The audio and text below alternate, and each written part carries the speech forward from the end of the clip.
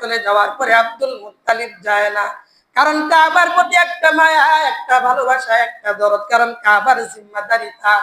এজন্য Abdul Muttalib কাবার কালো গিলাফটা ধরে ধরে আল্লাহর কাছে দোয়া করে আর বলে, ও কাবার মালিক, সবাই তো যার যার সম্পত্তি হেফাজত নিয়ে ব্যস্ত, সবাই যার যার জীবন হেফাজতের জন্য ব্যস্ত, সবাই নিরাপদ জায়গায় চলে গেল, আমিও তো আমার নিরাপদ জায়গায় চলে যাব।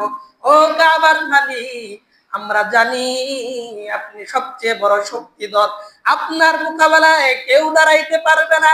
আপনি যদি একবার হুকুম করেন, লক্ষ লক্ষ অপরাধ দুনিয়ার থেকে বিদায় হয়ে যাবে, ধ্বংস হয়ে যাবে, এরকম বাহিনী কুলাবে না। ও কাবার মালিক, আমরা আপনার কাবা আপনার হেফাজতে রেখে গেলাম, এটা আপনি হেফাজত করবেন, এটাই আমার দিলের তামান্না, এটাই বড় আশা।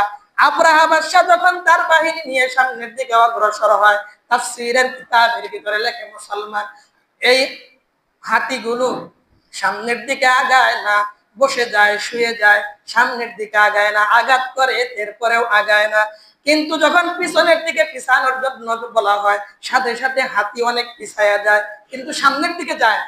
বারবার চেষ্টা করার পরে যখন সামনের দিকে যায় না, হাতিকে বাধ্য করা হলো, এরপরেও সামনের দিকে যায় না।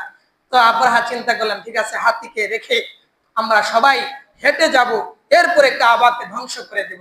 আল্লাহ পাক রব্বুল আলামিন এরপরের ঘটনা আল্লাহ নিজেই বর্ণনা করেন সূরা ফিলের ভিতরে। আমরা এটাকে আলাম তারা সূরা বলি। কি বলি? আলাম তারা সূরা।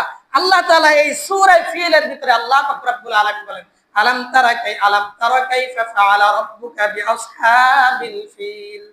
আল্লাহ পাক রব্বুল আলামিন নবীকে জানায় দেন, নবী আপনি কি দেখেন নাই, আপনি কি জানেন না আমি আসহাবে ফিলের সাথে কি ধরনের আচরণ করেছিলাম? আবরাহা যখন আমার ঘর বাইতুল্লাহ ধ্বংস করার জন্য অগ্রসর হইল, আমি আল্লাহ পাক রব্বুল আলামিন আরসালা আলাইহিম তায়রান আবাবিল, আমি আল্লাহ তাআলা ঝাঁকে ঝাঁকে পাখি পাঠাইয়া দিছি। আমরা আবাবিল পাখি বলি। কি বলি? আবাবিল পাখি। আসলে আবাবিল পাখি, এটা হলো আবাবিল শব্দের অর্থ হলো ঝাঁকে ঝাঁকে আল্লাহ পাখি পাঠাইছেন, ঝাঁকে ঝাঁকে আল্লাহ পাখি পাঠাইছেন। এই পাখিদের ভিতরে আল্লাহ তাআলা বড় তো কোনো অস্ত্র দেন নাই, দিয়েছেন কি, প্রতিটা পাখির সাথে 3টা করে পাথর ছিল।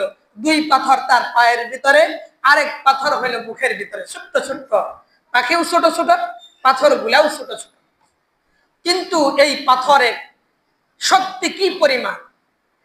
একটা পাথর যখন নিক্ষেপ করত, যার মাথার উপরে পড়তো, মুফাসসিরিন কেরামগণ লিখেছেন